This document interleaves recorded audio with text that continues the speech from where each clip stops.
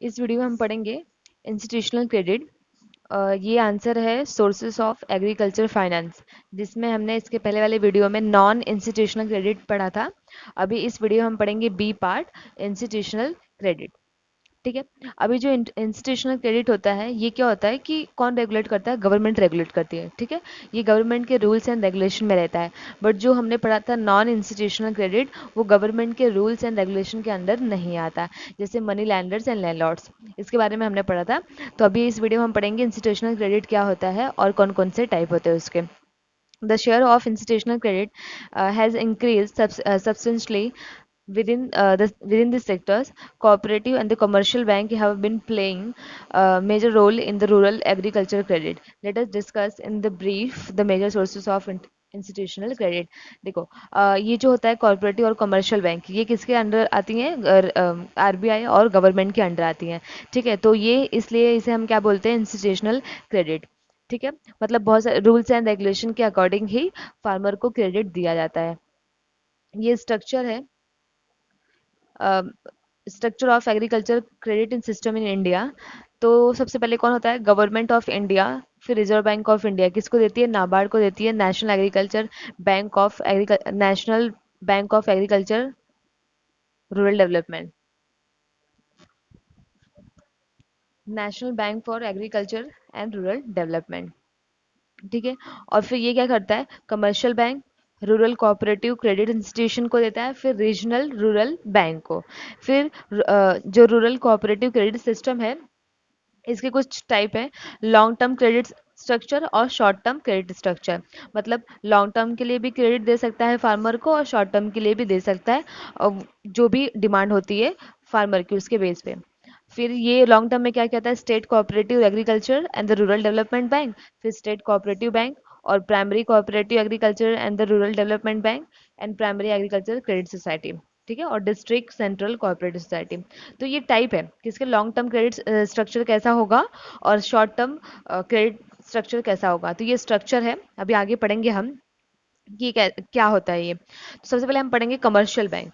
Commercial bank ने कितना loan agriculture sector को देती है और कितने ब्रांचेस उसके एस्टैब्लिश हुए हैं इस फील्ड के लिए, इस सेक्टर के लिए। ठीक है, क्रेडिट प्रोवाइड करने के लिए। तो अभी हम पढ़ेंगे कमर्शियल बैंक। कमर्शियल बैंक, तो हमें पता है कमर्शियल बैंक कैसा क्या होता है। कमर्शियल बैंक एक इंस्टीट्यूट होता है जिसमें जो पब्लिक होती है वो पैसे डिपॉजिट कर सकती है और बोरो कर सकती है। ठीक है। और कमर्शियल बैंक से लोन भी ले सकती है। और कमर्शियल बैंक के पास पूरी पब्लिक का अकाउंट्स होता है। बट आरबीआई के पास हम जनरल पब्लिक जो है वो अकाउंट्स नहीं खोल सकते, क्योंकि आरबीआई और कमर्शियल बैंक का कॉन्ट्रैक्ट होता है। ठीक है। तो ये कमर्शियल बैंक होता है, फाइनेंशियल इंस्टीट्यूशन होता है जो क्रेडिट प्रोवाइड करता है सबको। तो इसका क्या रोल होता है कमर्शियल बैंक का एग्रीकल्चर फाइनेंस में, क्या रोल है वो हम पढ़ेंगे। They played a comparatively less significant role till the nationalization of the major commercial bank in 1969। देखो, जब जब तक बैंक नेशनलाइज नहीं हुआ था, तो उससे पहले जो कमर्शियल बैंक थी वो बहुत ही कम रोल प्ले करती थी एग्रीकल्चर सेक्टर में। मतलब क्या होता था? पहले जब जमींदारी सिस्टम था, लैंडलॉर्ड्स वगैरह, तो वहाँ पे क्या करती थी कमर्शियल बैंक? बहुत कम लोन देती थी।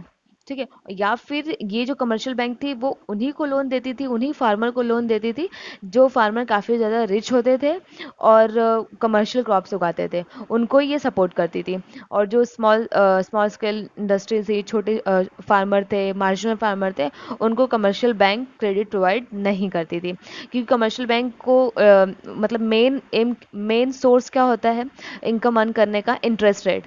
ठीक है। जो कि स्मॉल और मार्जिनल फार्मर इंटरेस्ट रेट नहीं पे कर पाएंगे, तो इसलिए वो क्या करती थी? उनको क्रेडिट नहीं देती थी। ये नेशनलाइजेशन के पहले होता था। फिर जब नेशनलाइजेशन हुआ उसके बाद the number of rural branches increase from less than 25% of the total in 1969 to about 35.3% of the total in the March 2017। Right. देखो, पहले क्या होता था कि इसका कंट्रीब्यूशन जो था एग्रीकल्चर सेक्टर में बहुत कम था। बट नेशनलाइजेशन होने की वजह से क्या हुआ कि इतने सारे ब्रांचेस, इतने परसेंट में ब्रांचेस खुले। राइट। ब्रांचेस इंक्रीज हुए किसके? कमर्शियल बैंक के, एग्रीकल्चर सेक्टर में क्रेडिट प्रोवाइड करने के लिए फार्मर को। ठीक है, जो बहुत अच्छा था। In 2016-17, the commercial bank lending to agriculture amount to about 75% of the total institutional credit to agriculture. तो ऐसे डेटा है कि 2016-17 में जो कमर्शियल बैंक ने कितना लोन दिया था एग्रीकल्चर सेक्टर को, वो था 75% लोन दिया था।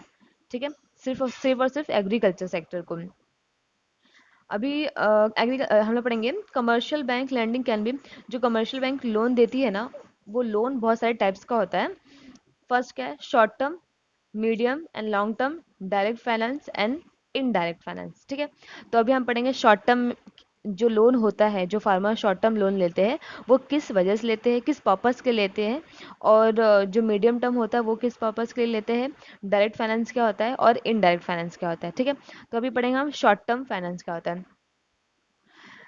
Short-term finance is extended for the purchasing fertilizer, seeds, pesticides, etc. It's provide the required working capital. More than 50% of the commercial bank agriculture finance is in this category. देखो, short term जो होता है ना, short term finance वो किस लिए होता है कि जो फार्मर शॉर्ट टर्म फाइनेंस लेते हैं ना, वो क्या परचेज करने के लिए लेते हैं, सीड्स, फर्टिलाइजर्स और पेस्टिसाइड। इसको याद रखना, ठीक है। क्या, फर्टिलाइजर, सीड्स एंड पेस्टिसाइड, ये परचेज करने के लिए वो लोग क्या करते हैं, शॉर्ट टर्म लोन लेते हैं। ठीक है, और कमर्शियल बैंक कितना कंट्रीब्यूट करती है, 50% इस शॉर्ट टर्म टाइप में।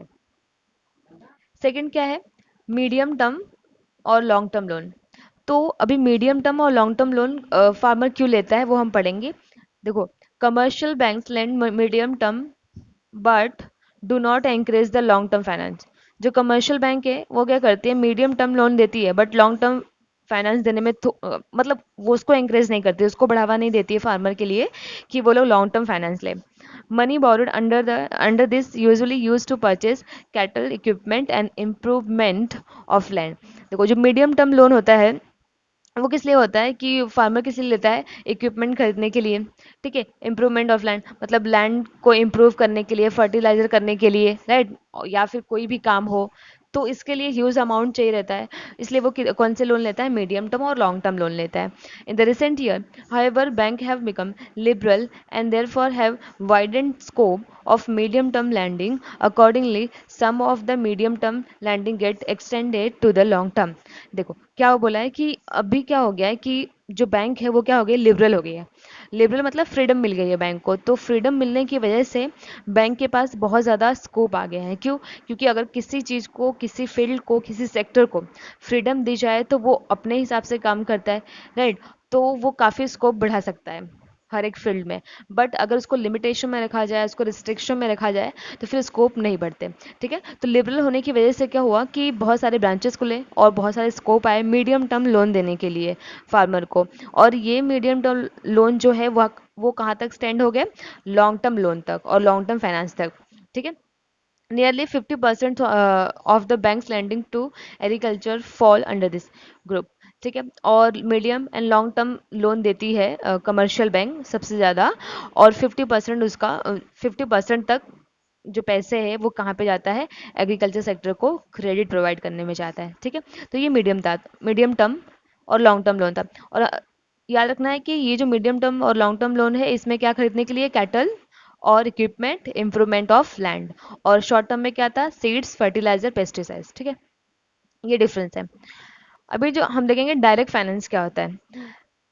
Direct finance is meant for the expenditure on the purchasing pump sets, tractors and other agricultural machinery, constructions of wells, bore wells and tube wells, purchase of plugging animals, purchase of development of land. ठीक है, तो ये जो direct finance है ना, मतलब directly वो लोग कमर्शियल बैंक से फाइनेंस लेते हैं। तो वो किस पर्पज़ के लिए लेते हैं, ये कंस्ट्रक्शन के लिए, पंप सेट्स के लिए, ट्रैक्टर्स लेने के लिए, राइट। तो ये जो ट्यूबवेल्स होते हैं ये काफ़ी महंगे होते हैं, राइट। इनमें काफ़ी अमाउंट इन्वेस्ट करना पड़ता है। तो ये क्या करते हैं, फार्मर डायरेक्ट फाइनेंस लेते हैं कमर्शियल बैंक से। ठीक है, for many other activity, lending under this direct finance has been around 10% of the total lending। और ये जो lending है इस टाइप में वो सिर्फ 10% है कमर्शियल बैंक की। ठीक है, क्योंकि इसमें बहुत ज़्यादा ह्यूज अमाउंट जाता है तो डायरेक्ट फाइनेंस होती है। अब इनडायरेक्ट फाइनेंस क्या होता है, Indirect finance is granted to cooperative society of the various types of the enable them function more effectively. ये जो इनडायरेक्ट फाइनेंस है ना, ये क्या होता है कि डायरेक्टली फाइनेंस होता है, मतलब डायरेक्टली फार्मर को दिया जाता है, किस लिए? मशीनरी वगैरह खरीदने के लिए। बट इनडायरेक्ट फाइनेंस क्या होता है कि ये जो कमर्शियल बैंक किसको ग्रांट करती है? कोऑपरेटिव सोसाइटी को। ठीक है, various type of enable them function more effectively, ताकि ये जो कोऑपरेटिव सोसाइटी है वो अच्छे से और इफेक्टिवली फंक्शन कर सके एग्रीकल्चर सेक्टर को लेके। Commercial bank also subscribe to the debentures of the central land development banks besides extending loan to them। और कमर्शियल बैंक क्या करती है? लो डिबेंचर्स वगैरह भी खरीदती है central land of development bank से। ठीक है। और जो इनडायरेक्ट फाइनेंस होता है ये किस लिए होता है? इनडायरेक्ट फाइनेंस उसको भी दिया जाता है एफसीआई को, मतलब फूड कॉरपोरेशन ऑफ इंडिया को दिया जाता है, the state government and other agency को प्रोक्योरमेंट के लिए, storage and distribution of food gun, मतलब पीडीएस के लिए। ठीक है। और not more than 4% has been advance under this, मतलब 4% से ज़्यादा अमाउंट इस कैटेगरी में नहीं रखा जाता। और इनडायरेक्ट फाइनेंस क्या होता है? पीडीएस वगैरह होते हैं ना, जो राशन कार्ड के थ्रू जो भी अनाज वगैरह मिलते हैं, तो वो सारी चीज़ें कैसे होती है? इनडायरेक्ट फाइनेंस से ही होती है, इनडायरेक्टली होता है, कॉर्पोरेट सेक्टर को जाता है, फिर वो फार्मर तक और पुअर पीपल तक पहुंचाते हैं। ठीक है, तो ये इनडायरेक्ट फाइनेंस है, क्योंकि डायरेक्टली कॉन्टैक्ट नहीं होता इसलिए। तो ये थे कमर्शियल बैंक के टाइप। और ये है lead bank scheme was launched by the Reserve Bank of the India to make individual commercial banks responsible for development of individual district. और जो लीड बैंक स्कीम है ना, ये क्या होता है कि रिजर्व बैंक ने क्या किया, हर एक कमर्शियल बैंक को एक रिस्पॉन्सिबिलिटी दे दी। मतलब एक इंडिविजुअल कमर्शियल बैंक को क्या किया? रिस्पॉन्सिबिलिटी दे दी कि वो एक इंडिविजुअल डिस्ट्रिक्ट को डेवलप करे। ठीक है, तो उसे हम बोलते हैं lead bank scheme. The bank were expected to prepare district credit plan DCP in terms of both physical and the financial target for the overall development of the district through the coordinating effort of all the three institutional finance agency, the branches of commercial bank, regional rural bank and the cooperative bank। ठीक है, ये जो सिर्फ यहाँ तक पढ़ना है। ये जो है लीड बैंक स्कीम, इसका मतलब क्या होता है कि अ, ये लॉन्च हुआ था, आरबीआई ने लॉन्च किया था। सिंपल में आरबीआई ने लॉन्च किया था कि हर एक कमर्शियल बैंक और एक इंडिविजुअल कमर्शियल बैंक एक इंडिविजुअल डिस्ट्रिक्ट को डेवलप करेगी, प्लस फिजिकली और फाइनेंशियली ओवरऑल जो भी डेवलपमेंट है डिस्ट्रिक्ट का सब करेगी। और कोऑर्डिनेशन रखेगी किससे? थ्री इंस्टीट्यूशनल से, मतलब कि कमर्शियल बैंक से, रीजनल रूरल बैंक से एंड द कोऑपरेटिव बैंक से। ये तीनों इंस्टीट्यूशन से क्या करेगी? कॉर्पोरेशन रखेगी और उस पर्टिकुलर डिस्ट्रिक्ट को क्या करेगी? डेवलप करेगी। तो उसे हम बोलते हैं लीड बैंक स्कीम। ठीक है, तो ये था कमर्शियल बैंक क्या रोल प्ले करती है क्रेडिट देने के लिए एग्रीकल्चर सेक्टर को, ये हमने पढ़ा। सेकंड हम पढ़ेंगे कोऑपरेटिव सेक्टर क्या करती है एग्रीकल्चर सेक्टर में फाइनेंस प्रोवाइड करने के लिए। Cooperative Bank. Cooperative Credit Society were established to provide the rural credit at lower cost। ये जो कॉर्पोरेटिव सेक्टर होता है, इसका भी एम क्या होता है कि रूरल क्रेडिट प्रोवाइड करना, मतलब रूरल पीपल के लिए और जो पुअर हैं उन लोगों को क्या लोन प्रोवाइड करना, फाइनेंस प्रोवाइड करना, बट लोअर कॉस्ट पे। The cooperative bank provide the short term and long term loan through credit society via land development bank. देखो, ये जो कॉर्पोरेटिव बैंक होती है ना, वो क्या करती है? शॉर्ट टर्म और लॉन्ग टर्म लोन प्रोवाइड करती है। कैसे? लैंड डेवलपमेंट बैंक से लेके।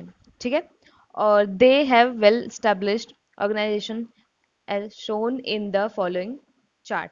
अब एक चार्ट है, उस चार्ट में हम देखेंगे कि कोऑपरेटिव सेक्टर कैसे स्ट्रक्चर हुई है और कैसे काम करती है। ठीक है,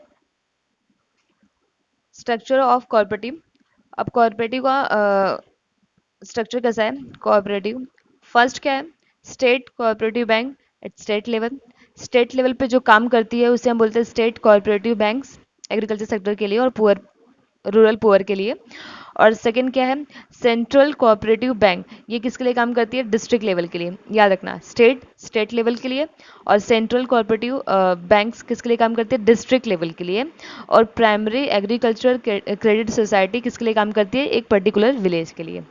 ठीक है, एक स्टेट के लिए और फिर डिस्ट्रिक्ट के लिए, जिला के लिए, फिर एक विलेज के लिए, एक गांव के लिए। Short term and medium term credit देती है, short term and medium term credit देती है रूरल पीपल को। State land development banks at state level primary land development bank district and the village. ये जो बैंक होता है स्टेट लैंड डेवलपमेंट बैंक्स, ये स्टेट लेवल के लिए होता है क्योंकि स्टेट स्टेट। और प्राइमरी लैंड डेवलपमेंट बैंक्स किसके लिए होता है? डिस्ट्रिक्ट विलेज दोनों के लिए होता है। और ये क्या प्रोवाइड करता है? लॉन्ग टर्म लोन ही प्रोवाइड करता है। ठीक है, याद रखना। शॉर्ट टर्म और मीडियम टर्म क्रेडिट ये state cooperative bank, central cooperative bank और प्राइमरी कोऑपरेटिव बैंक प्रोवाइड करती है। ठीक है, और long term loan state land development bank state level को प्रोवाइड करती है, और primary land development bank district and village दोनों को प्रोवाइड करती है। ठीक है, ये डिफरेंस है। अभी हम पढ़ेंगे short and medium term credit क्या होता है, और स्टेट कोऑपरेटिव बैंक क्या रोल प्ले करती है, सेंट्रल कोऑपरेटिव बैंक क्या रोल प्ले करती है, प्राइमरी एग्रीकल्चर क्रेडिट सोसाइटी क्या रोल प्ले करती है शॉर्ट टर्म और मीडियम टर्म लोन देने के लिए। State cooperative banks are the apex of the cooperative credit structure. ठीक है, अपेक्स है कोऑपरेटिव क्रेडिट स्ट्रक्चर का। ठीक है, मतलब कि ये क्या होता है कि लिंक होता है सेंट्रल और नाबार्ड में।